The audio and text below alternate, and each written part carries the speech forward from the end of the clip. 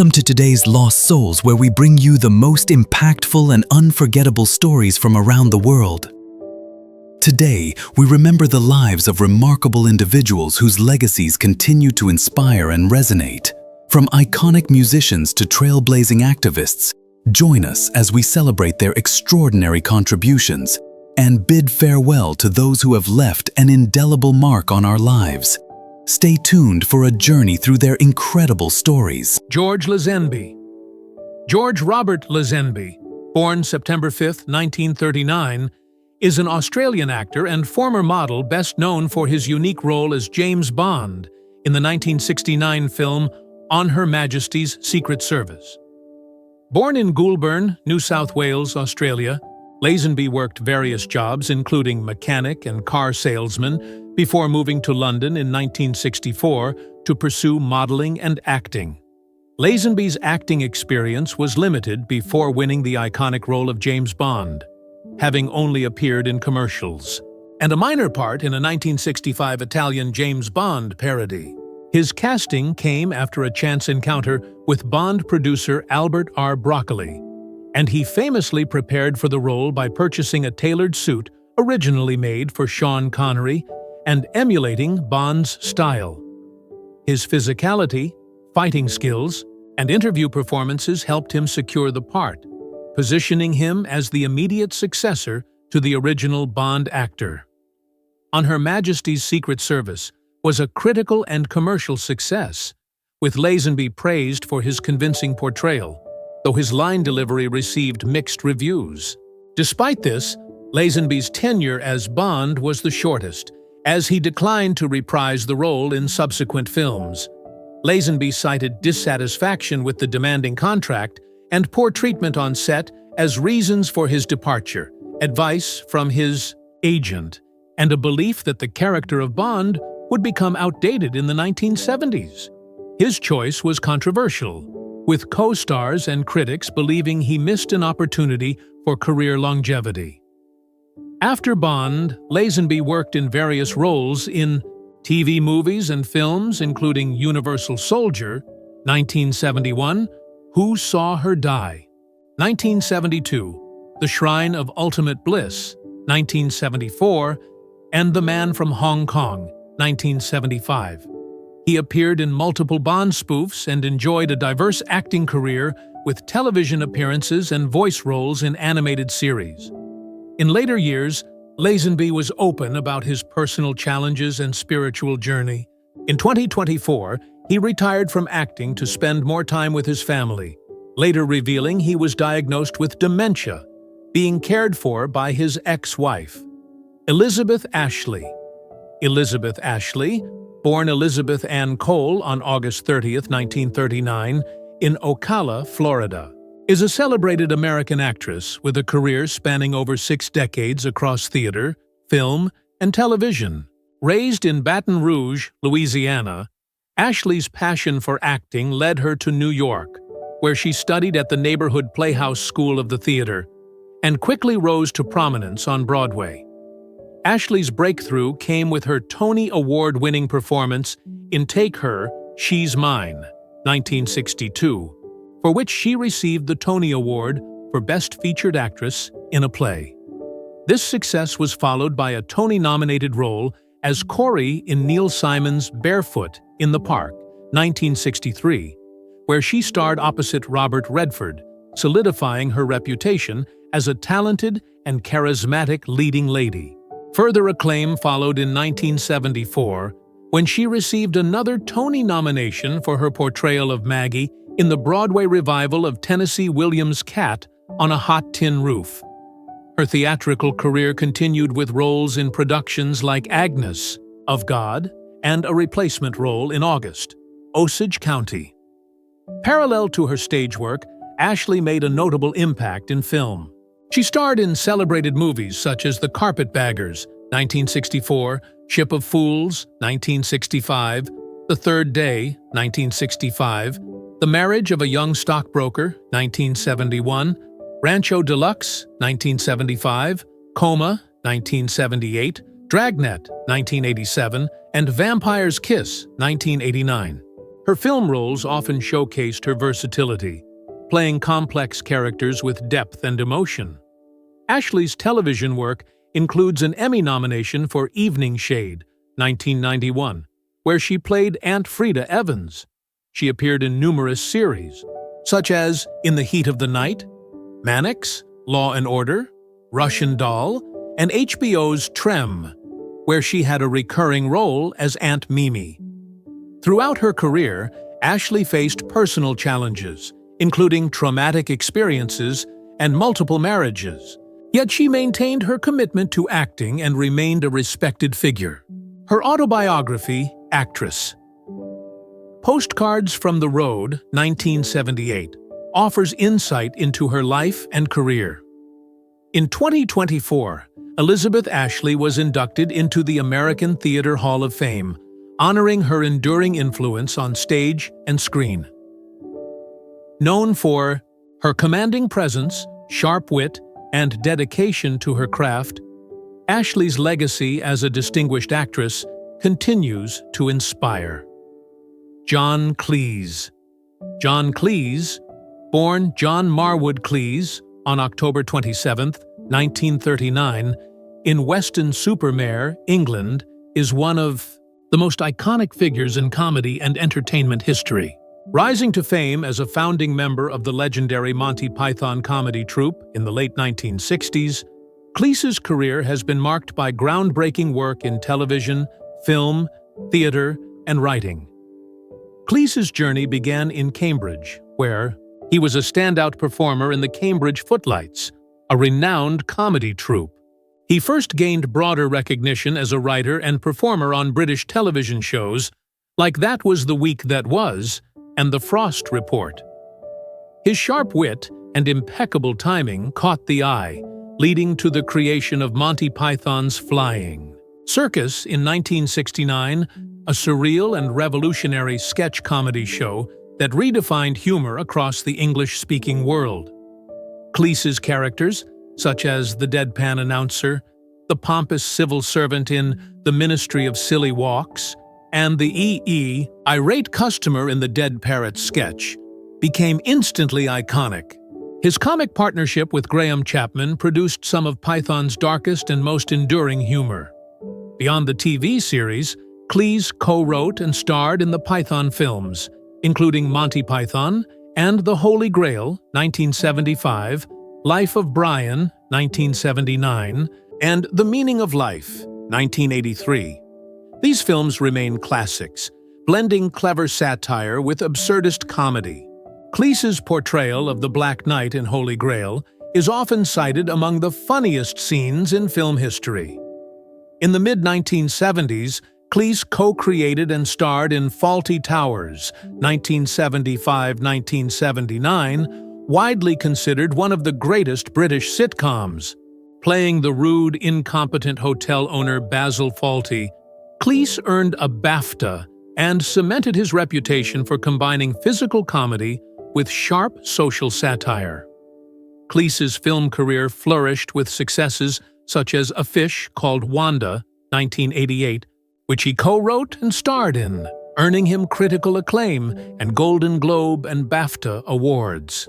He also appeared in popular films such as Harry Potter and The Philosopher's Stone, 2001, and the Shrek series as voice talent. Alongside comedy, Cleese has explored psychology and authored books on relationships and human behavior with therapist Robin Skinner, demonstrating his intellectual breadth.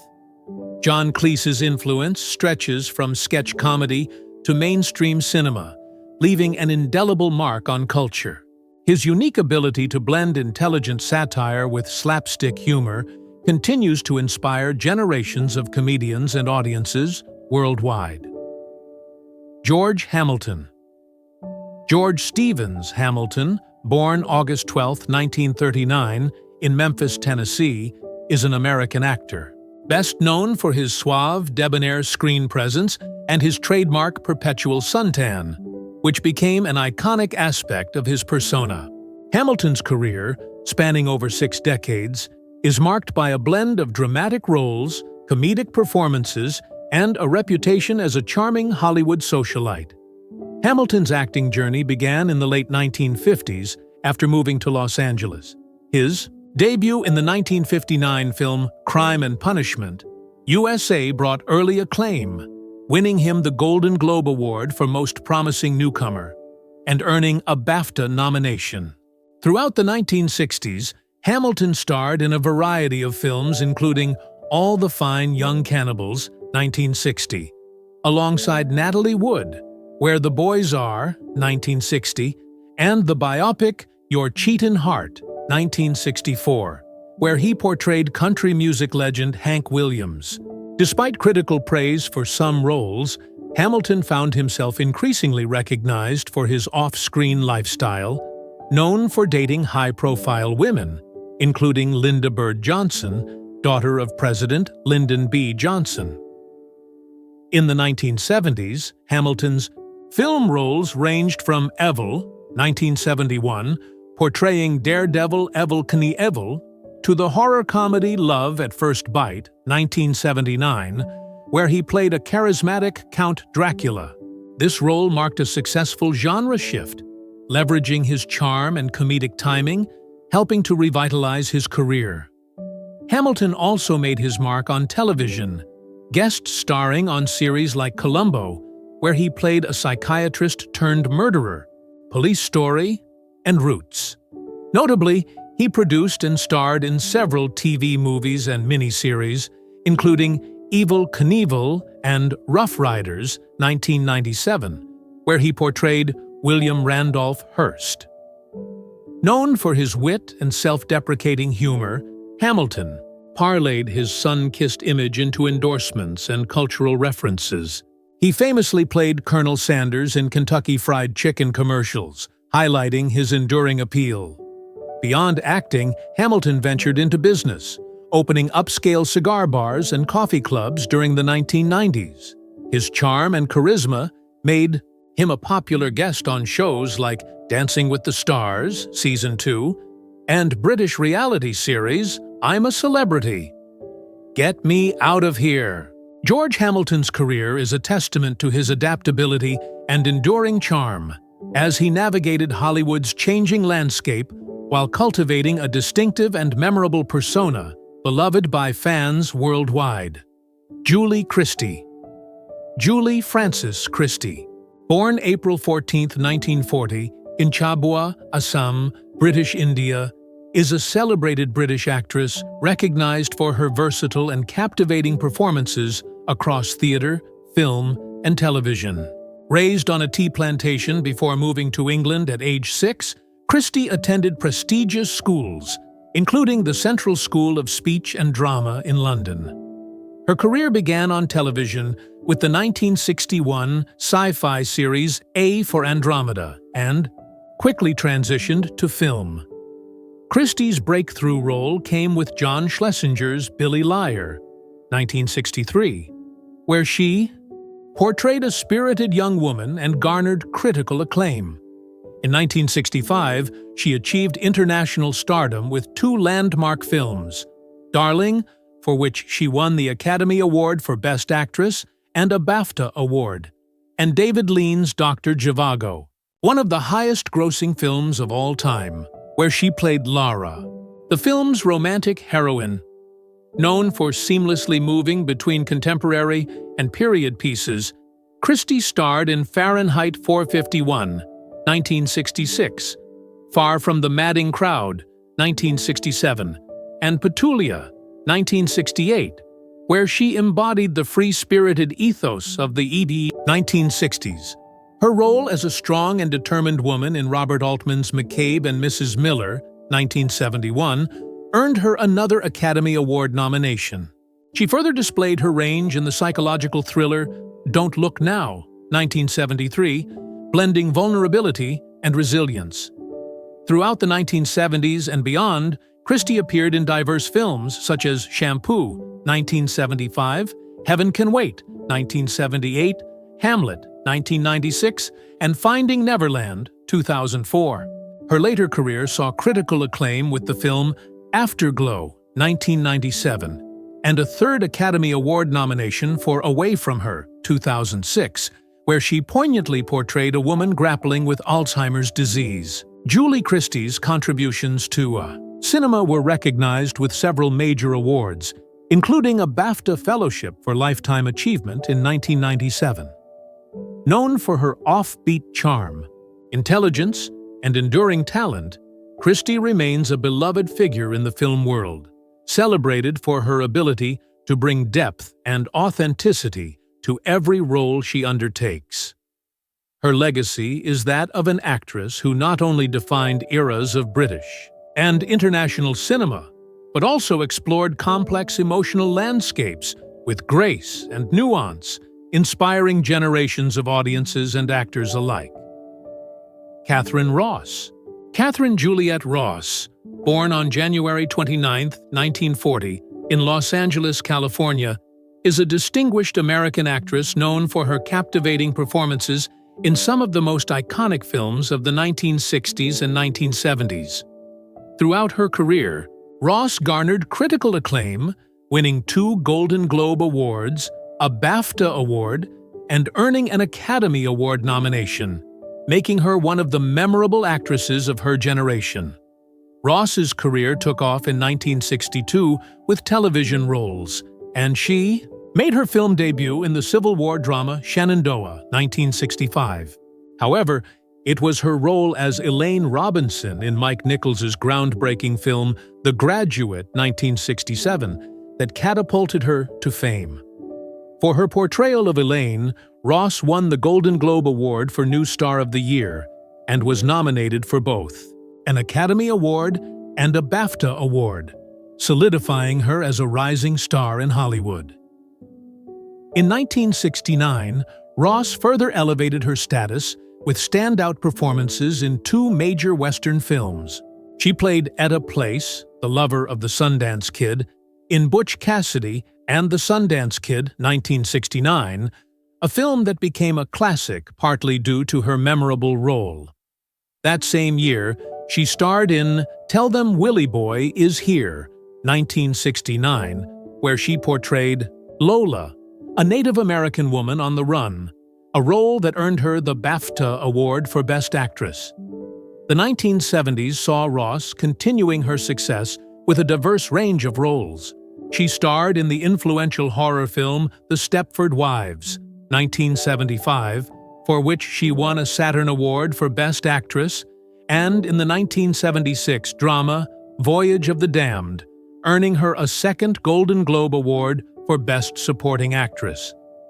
Her other notable films from this period include The Swarm, 1978, The Legacy, 1978, and The Final Countdown, 1980.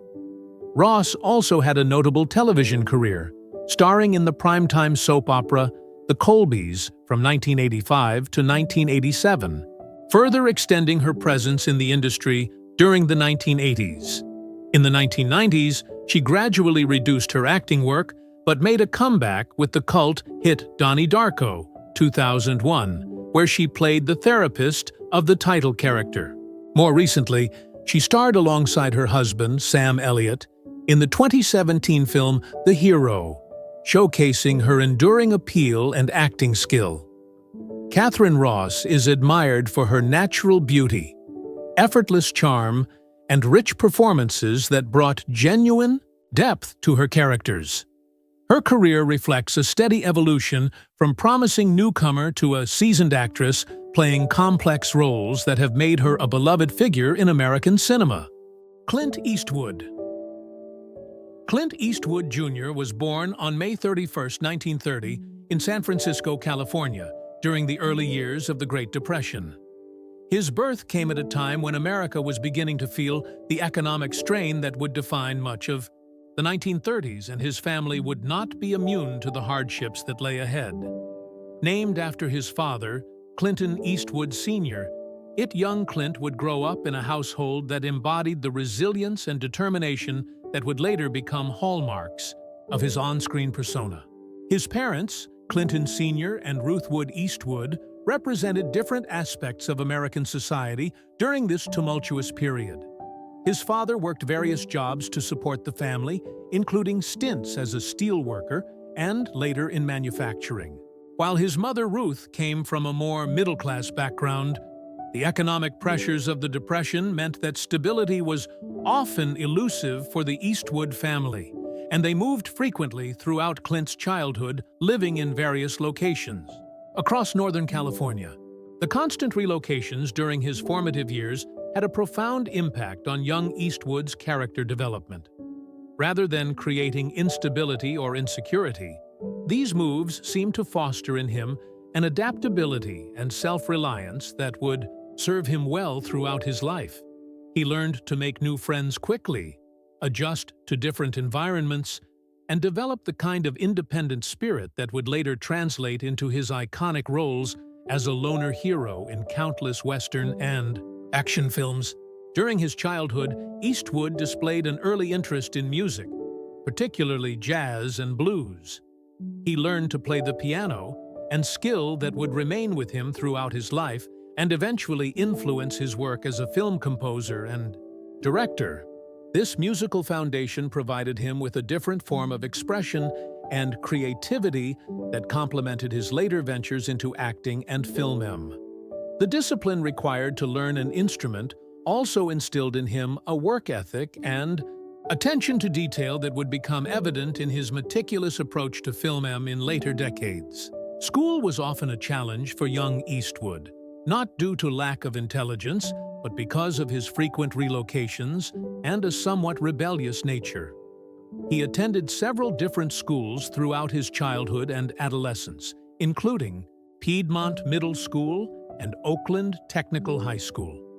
His academic performance was inconsistent, and he often found himself at odds with authority figures, a trait that would ironically serve him well when playing anti-establishment characters. In his film career, the family's financial struggles meant that Eastwood learned the value of hard work from an early age.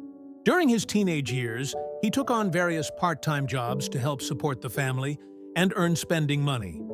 He worked as a hay baler, logger, truck driver, and even spent time as a forest firefighter. These blue-collar experiences gave him a deep understanding of working-class America and an appreciation for manual labor that would inform many of his later film roles and directorial choices. One of the most formative experiences of Eastwood's youth occurred when he was drafted into the United States Army during the Korean War in 1950. However, instead of being sent to Korea, he was stationed at Fort Ord in California, where he served as a swimming instructor. This military experience, though relatively safe compared to combat duty, provided him with discipline and structure that had been somewhat lacking in his civilian education. It was also during this time that he began to seriously consider acting as a potential career path. The physical demands of his various jobs and military service helped shape Eastwood's imposing physical presence. Standing at 6'4", he developed the lean, muscular build that would become his trademark. His work in physically demanding jobs also gave him a natural ease with action sequences and stunts that would prove invaluable in his later film career.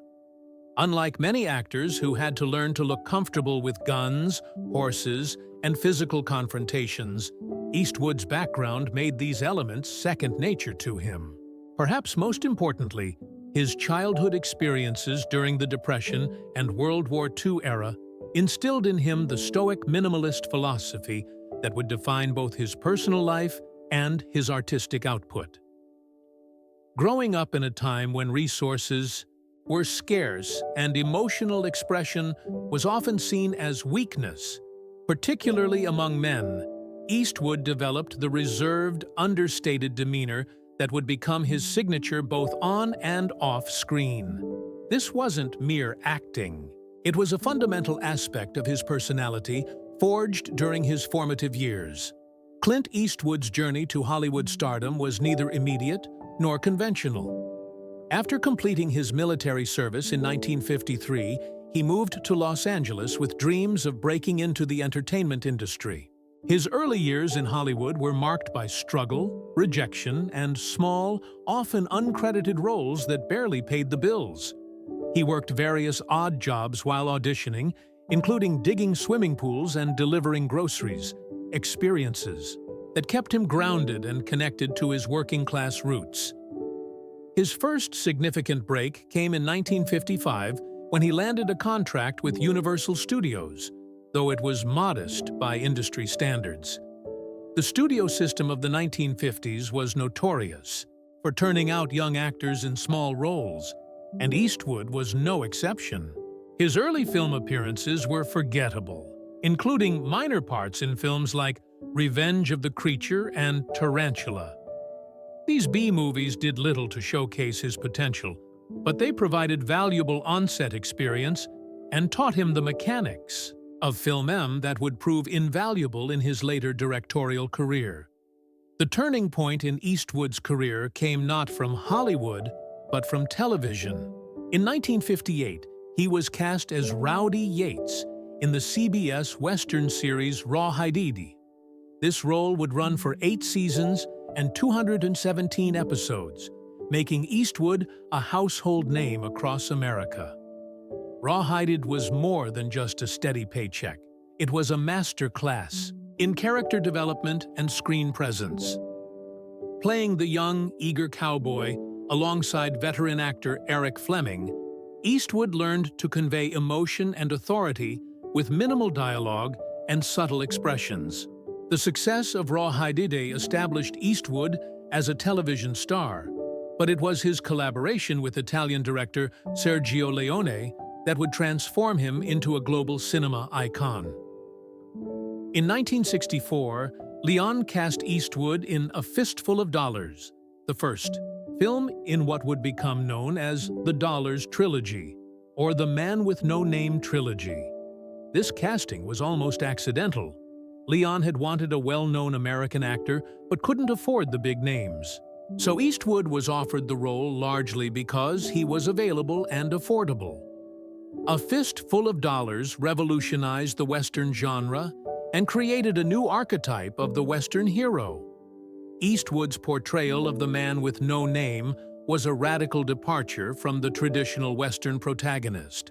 Instead of the clean-cut, morally upright cowboys played by actors like John Wayne and Gary Cooper, Eastwood's character was morally ambiguous, ruthlessly pragmatic, and motivated primarily by personal gain rather than justice. His iconic poncho, cigar, and steely stare became instantly recognizable symbols of this new breed of anti-hero. The film's success led to 2 sequels, For a Few Dollars More in 1965, and The Good, the Bad, and the Ugly in 1966. Each film built upon the mythology of the man with no name while expanding the scope and complexity of the stories. The Good, the Bad, and the Ugly in particular is now considered one of the greatest Western films ever made and helped establish the spaghetti Western as a legitimate and influential subgenre. Eastwood's collaboration with Leone was marked by a mutual respect for minimalism in performance and maximalism in visual storytelling. Returning to Hollywood as an international star, Eastwood was now in a position to be more selective about his projects. In 1971, he took on the role of Inspector Harry Callahan in Dirty Harry, directed by Don Siegel. This film would prove to be as influential as his Western work, creating another iconic character that would define action cinema for decades. Harry Callahan was a San Francisco police detective who operated outside the conventional boundaries of law enforcement, using extreme methods to combat crime in an increasingly chaotic urban environment. Dirty Harry was controversial upon its release, with critics debating whether the film promoted vigilante justice and fascist ideologies. However, audiences embraced the character's non-nonsense approach to crime fighting, and the film's famous line, "Go ahead, make my day," became part of popular culture lexicon. The success of Dirty Harry spawned 4 sequels over the next 17 years, each exploring different aspects of the character while maintaining the core elements that made him compelling. Throughout the 1970s and 1980s, Eastwood continued to alternate between westerns and contemporary action films, always seeking to push the boundaries of his established personas. Films like The Outlaw, Josie Wales, Pale Rider, and Heartbreak Ridge demonstrated his ability to evolve his screen image while maintaining the essential qualities that audiences expected from a Clint Eastwood film. He also began to show his range as an actor, taking on more complex and emotionally demanding roles that revealed depths beyond the stoic exterior. One of Eastwood's most significant career developments was his transition into directing. His directorial debut came in 1971 with Play Misty for Me, a psychological thriller in which he also starred. This film marked the beginning of what would become an equally successful career behind the camera. As a director, Eastwood brought the same minimalist, efficient approach that characterized his acting. He was known for shooting quickly, staying under budget, and maintaining a calm, professional atmosphere on set that contrasted sharply with the chaotic, ego-driven productions that were common. In Hollywood, his directorial work allowed him to have greater creative control over his projects and to explore themes that were personally meaningful to him. Films like Unforgiven, which he directed and starred in, deconstructed the Western mythology that had made him famous, presenting a more realistic and morally complex view of violence and heroism in the Old West. Unforgiven won 4 Academy Awards, including Best Picture and Best Director for Eastwood, validating his talents as a filmmaker and marking a new phase in his career, where he was recognized as much for his work behind the camera as in front of it. The stoic exterior that Clint Eastwood has maintained throughout his public life has served as both a professional asset and a personal coping mechanism through numerous profound losses and family tragedies. Behind the composed facade of the Hollywood legend lies a man who has experienced the full spectrum of human grief, from the loss of loved ones to the dissolution of relationships that once seemed unbreakable. One of the most significant losses in Eastwood's life was the death of his longtime friend and collaborator, director Don Siegel, in 1991. Siegel had been instrumental in shaping Eastwood's career, directing him in 5 films, including Dirty You, Harry, The Beguiled, and Escape from Alcatraz. More than just a professional relationship, their bond represented a father figure dynamic for Eastwood, who had found in Siegel a mentor who understood his minimalist approach to both acting and life. Siegel's death from cancer marked the end of an era for Eastwood, who lost not only a creative partner, but also one of the few people in Hollywood who truly understood his artistic vision. The entertainment industry's inherent instability has meant that Eastwood has witnessed the decline and death of many colleagues and friends over his decades-long career. The Western genre that made him famous was populated by actors from an earlier generation, many of whom struggled with alcoholism, health problems, and the changing landscape of Hollywood. Watching peers like Lee Marvin, with whom he starred in Paint Your Wagon, battle personal demons, and ultimately succumb to health problems, provided Eastwood with sobering lessons about the fragility of life and success in show business. Eastwood's personal relationships have also been marked by significant losses, though he has remained characteristically private about the emotional toll these separations have taken. His first marriage to Maggie Johnson, which lasted from 1953 to 1984, ended in divorce after years of strain caused by his career demands and acknowledged extramarital relationships. The dissolution of this marriage represented the loss of his original family structure and undoubtedly affected his relationships with his children from that union, Kyle and Allison Eastwood. The complex nature of Eastwood's romantic life has resulted in multiple separations and the breakdown of long-term relationships that, while not legally, marriages represented significant emotional investments. His relationship with actress Sandre Lockhart, which spanned 14 years and included both personal and professional collaboration, ended acrimoniously in the late 1980s. The bitter legal battles that followed, including palimony suits and accusations of career sabotage, represented not just financial stress, but the painful dissolution of what had once been both a creative partnership and a loving relationship. Perhaps one of the most tragic aspects of Eastwood's personal losses involves children he fathered, but did not raise or acknowledge until later in life. The discovery of his daughter Laurie Murray, born in 1954 and given up for adoption, represents a different kind of loss. The missed opportunity to be a father during crucial formative years.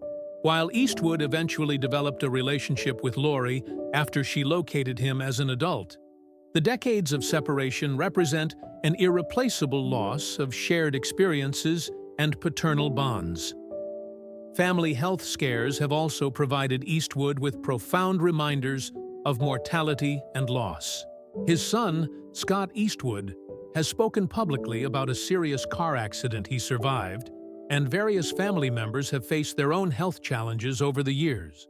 For a man who has built his career on projecting strength and invulnerability, watching family members face serious medical issues has undoubtedly been emotionally challenging, even if he has not discussed these experiences publicly.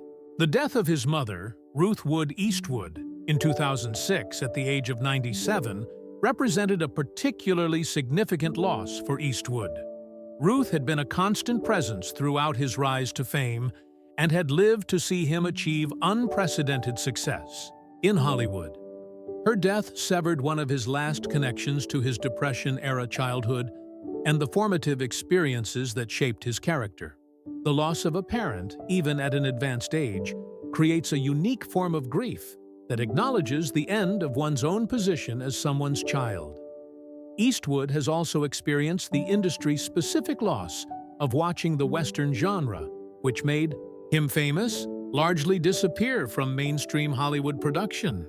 The cultural shift away from Westerns represents not just a professional challenge, but a form of cultural mourning for the values and storytelling traditions that the genre represented. His later Western films, particularly Unforgiven, can be seen as elegies not just for the Old West, but for a style of film and a set of cultural values that were disappearing from American cinema. The loss of professional autonomy has been another subtle but significant challenge for Eastwood as he has aged. While he continues to work, the physical limitations of aging have necessarily changed his approach to filmmaking and acting. The realization that certain types of roles and directing challenges are no longer feasible represents a form of professional mourning.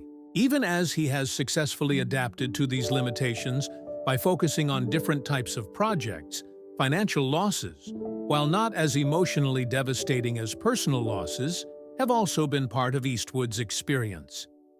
The restaurant business, venture he owned in Carmel, California, faced various challenges over the years, and like any businessman, he has experienced the disappointment of professional setbacks and investments that did not succeed as hoped. These experiences, while relatively minor compared to his overall success, have provided him with the understanding of failure and loss that informs his more grounded, realistic approach to both business and life. The cumulative effect of these various losses has been to deepen rather than embitter Eastwood's worldview. His later films often explore themes of mortality, regret, and redemption in ways that suggest a man who has processed significant personal grief and emerged with more complex understanding of human nature. The stoicism that once seemed like mere tough guy posturing has evolved into a more nuanced emotional philosophy that acknowledges loss while refusing to be defeated by it. At 95 years old in 2025, Clint Eastwood represents one of the most remarkable examples of sustained creative vitality in the history of American entertainment. While most people his age have long since retired from active professional life, Eastwood continues to work with the same dedication and attention to detail that has characterized his entire career. Though he has necessarily adapted his approach To accommodate the realities of advanced age, his current lifestyle reflects a careful balance between maintaining professional engagement and managing the physical limitations that come with being in his mid-90s.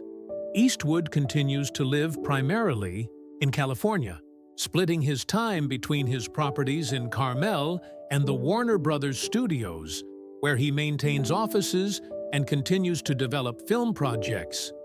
His daily routine has evolved to prioritize his health while keeping him intellectually and creatively engaged, typically involving early morning exercise, script reading, and meetings with collaborators and business associates. The pace of Eastwood's film production has naturally slowed from the prolific output of his earlier decades, but his commitment to quality over quantity has remained constant. His most recent directorial efforts have focused on intimate, character-driven stories that allow him to explore complex themes of aging, legacy, and mortality without requiring the physical demands of action sequences or elaborate productions. Films like Richard Jewell in 2019 and Cry Macho in 2021 demonstrate his continued ability to find compelling stories and bring them to the screen with his characteristic efficiency and emotional depth. Cry Macho, in particular, holds special significance, as it represents Eastwood's willingness to confront his own mortality on screen. Playing an aging former rodeo star who undertakes one final journey, Eastwood used the film to explore themes of redemption, the passage of time, and the wisdom that comes with surviving into old age. The film serves as both entertainment and a form of autobiography, allowing audiences to see Eastwood grappling with the same questions about purpose and meaning that face anyone who has lived as long and experienced as much as he has. His approach to film has evolved to accommodate his physical limitations while maintaining his artistic standards. Where he once might have personally overseen every aspect of production, he now relies more heavily on trusted collaborators who understand his vision and can execute it under his guidance. This delegation represents not a diminishment of his control, but an evolution of his leadership style, demonstrating the same adaptability that has characterized his entire career. Eastwood's family relationships have become increasingly important to him in his later years. His 8 children from various relationships now range from adults in their 60s to young people just beginning their careers, providing him with multiple generations of family connection. Several of his children have followed him into the entertainment industry, including actor, director Scott Eastwood and actress-musician Allison Eastwood, allowing him to share his professional knowledge while enjoying the pride of seeing his offspring succeed in their own right. The role of grandfather has brought new dimensions to Eastwood's life, providing him with opportunities to experience family relationships without the pressures and responsibilities that marked his earlier years as a working parent. His grandchildren offer him connections to contemporary culture and technology that help keep him relevant and engaged with the modern world, while he provides them with stories and wisdom from nearly a century of American life. His business interests have also evolved to reflect his current priorities and capabilities.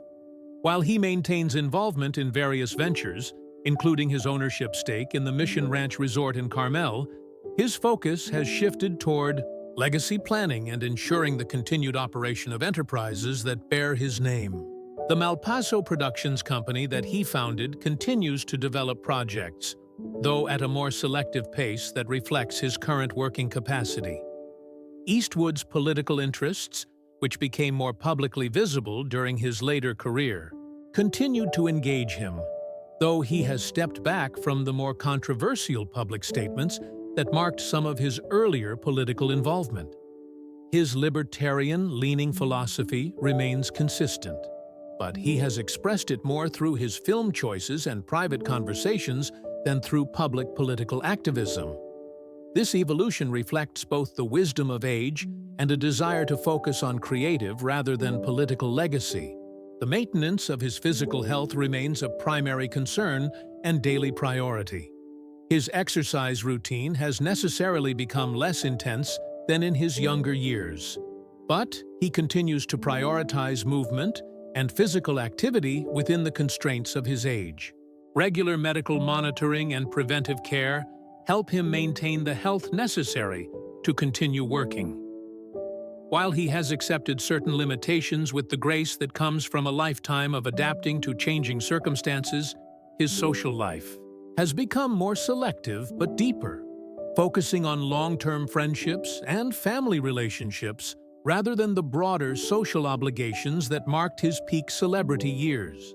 He continues to enjoy simple pleasures like playing piano, listening to jazz, and spending quiet time in natural settings, activities that connect him to the interests he developed in childhood and have sustained him throughout his life.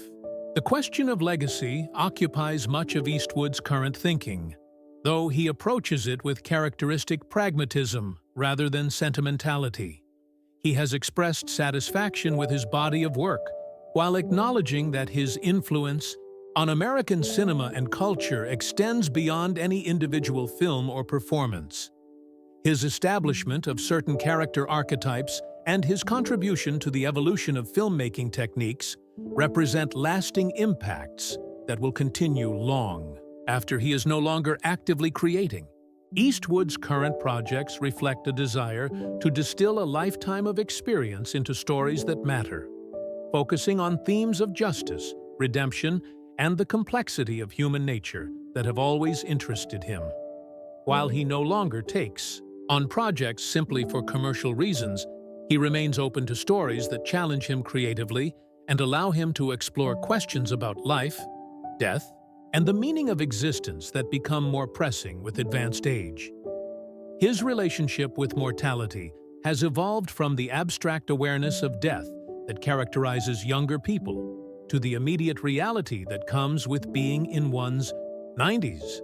Rather than creating anxiety or depression, this awareness seems to have brought clarity to his priorities and decision-making, allowing him to focus on what truly matters while letting go of petty concerns and superficial ambitions. The entertainment industry's recognition of Eastwood's contributions continues to evolve, with younger filmmakers and actors frequently citing him as an influence and seeking opportunities to work with him while they still can. This intergenerational respect demonstrates the lasting impact of his work and provides him with evidence that his contributions to American culture will endure beyond his lifetime. Looking toward the future, Eastwood approaches his remaining years with the same pragmatic realism that has characterized his entire life. He continues to work on projects that interest him while preparing for the inevitable conclusion of his remarkable career and life. His legacy as an actor, director, and cultural icon is already secure, but his continued activity suggests a man who finds meaning and purpose in creative work, rather than in the mere preservation of past achievements. In many ways, Eastwood's current life represents the culmination of the philosophy and approach that have guided him from his Depression-era childhood through his rise to international stardom. He remains true to the values of hard work, personal responsibility, and artistic integrity that have defined him while adapting to the realities of advanced age with the same grace and determination that have marked his entire remarkable journey. Hey, hey, hey.